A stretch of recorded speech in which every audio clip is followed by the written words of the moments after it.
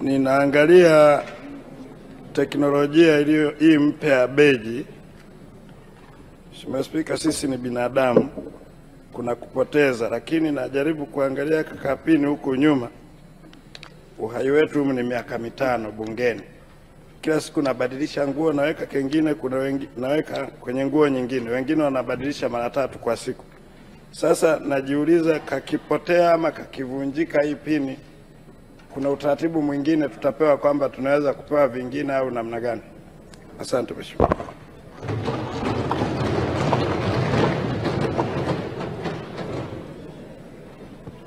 Mheshimiwa Msukuma, kwa sasa nitakushauri usipoteze hiyo beji.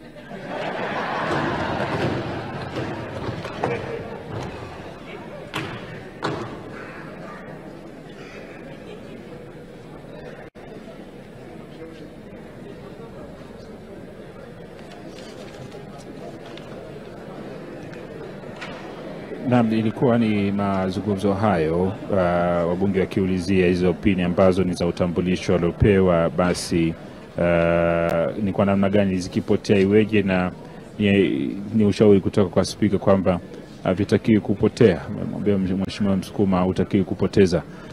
Bado ni mazungumzo ambayo yanasubiriwa hapa ili kutoa mwongozo wakati kura zikihesabiwa ili maisha yaendelee. Tulikuwa tukizungumza kuhusiana na Mwigulu Nchemba, lakini pia kwa nafasi ambayo anakwenda kuichukua kama waziri mkuu wa 12 wa Jamhuri ya Muungano wa Tanzania.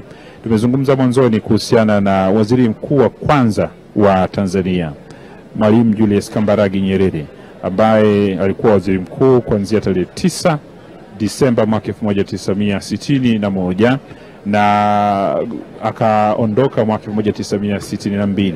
Kitazama kwa haraka hapo unaweza kudhani ni mwaka mmoja, lakini haikutimia hata siku 50.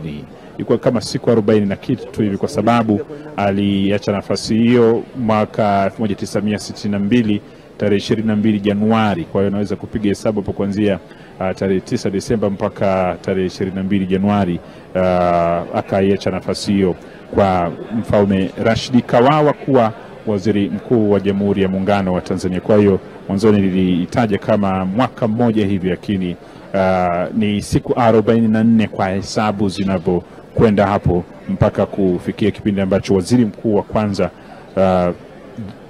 Mwalimu Julius Kambarage Nyerere alihudumu katika nafasi hiyo, yeye akifungua lango kabla nchi yetu haijawa jamhuri, na ilipokuwa jamhuri Desemba 9 mwaka 1962 akarejea kuwa rais wa Tanganyika, na wadhifa wa waziri mkuu akaendelea nao mzee Mfalme Rashid Kawawa.